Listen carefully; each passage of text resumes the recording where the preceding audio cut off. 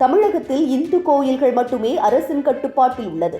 மற்ற மதம், சர்ச்சுக்கள் மற்றும் மசூதிகள் அவரவர் கட்டுப்பாட்டில் இருக்கிறது. தமிழக கோயில்களில் வரும் வருமானம் தமிழக அரசுக்கு முதுகெலும்பாக இருக்கிறது. ஆனால் இந்து பண்டிகைக்கு மட்டும் வாழ்த்து சொல்ல மாட்டார் தமிழக முதல்வர்.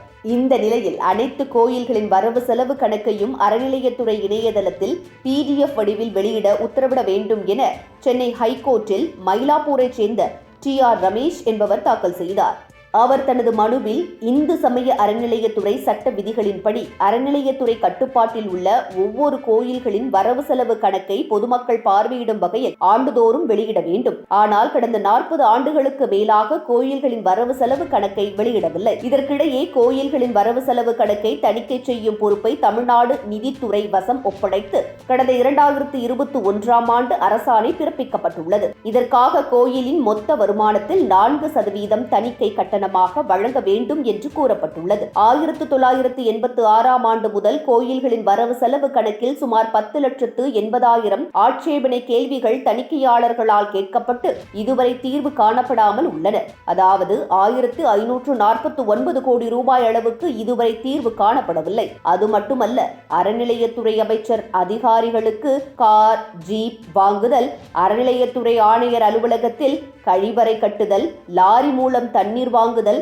துறை சார்ந்த கூட்டங்களுக்கு டீ, காஃபி, சாப்பாடு, தண்ணீர் பாட்டில் வாங்குதல் போன்ற செலவுகளை கோயில்களின் வருமானத்தில் இருந்து செய்கின்றனர். ஒரு கோயிலின் பக்தர், நன்கொடையாளர் ஆகியோருக்கு அந்த கோயிலின் வரவு செலவுகளை தெரிந்து கொள்ள உரிமை உள்ளது. எனவே அனைத்து கோயில்களின் வரவு செலவு கணக்கையும் அறநிலையத்துறை இணையதளத்தில் PDF வடிவில் வெளியிட உத்தரவிட வேண்டும் என்று கூறியிருக்கிறார்.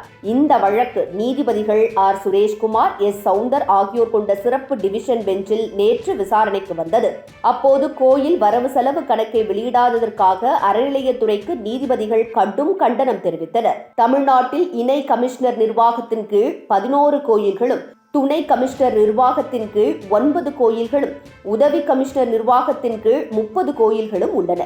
அதிக வருமானத்தை தரும் பழனி, திருச்செந்தூர், ஸ்ரீரங்கம் உள்ளிட்ட இந்த 50 கோயில்களின் வரவு செலவு கணக்கையாவது வெளியிட்டிருக்க வேண்டும். தணிக்கையில் சுமார் 10,80,000 எதிர்ப்பு தெரிவிக்கப்பட்டுள்ளதாக மனுதாரர் தரப்பில் கூறுவது தீவிர குற்றச்சாட்டாகும்.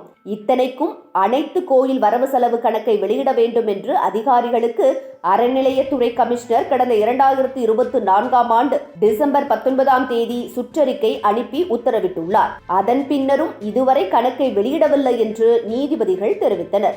அறநிலையத்துறை கமிஷனர் 2024ஆம் ஆண்டு பிறப்பித்த சுற்றறிக்கை உத்தரவின்படி எத்தனை கோயில் செயல் அலுவலர்கள் தங்கள் நிர்வாகத்தின் கீழ் உள்ள கோயில் வரவு செலவு கணக்கை இணையதளத்தில் வெளியிட்டுள்ளனர் என்பது குறித்து பதில் மனு தாக்கல் செய்ய வேண்டும். அதிக வருமானம் தரக்கூடிய பழனி, திருச்செந்தூர் உள்ளிட்ட 50 கோயில்களின் வரவு செலவு கணக்கு விவரங்களை முதலில் அறநிலையத்துறை மற்றும் கோயில் இணையதளத்தில் 1 மாதத்திற்குள் வெளியிட வேண்டும். சுமார் 9,500 கோயில்களின் வரவு செலவு கணக்கை இதுவரை தணிக்கை செய்யாமல் உள்ளனர். இது குறித்து விளக்கமளிக்க இந்த வழக்கில் அறநிலையத்துறை தணிக்கை இயக்குநரை தாமாக முன்வந்து எதிர் மனுதாரராக சேர்க்கிறோம். விசாரணையை வருகின்ற செப்டம்பர் 18ஆம் தேதிக்கு ஒத்திவைத்து நீதிபதிகள் உத்தரவிட்டுள்ளனர்.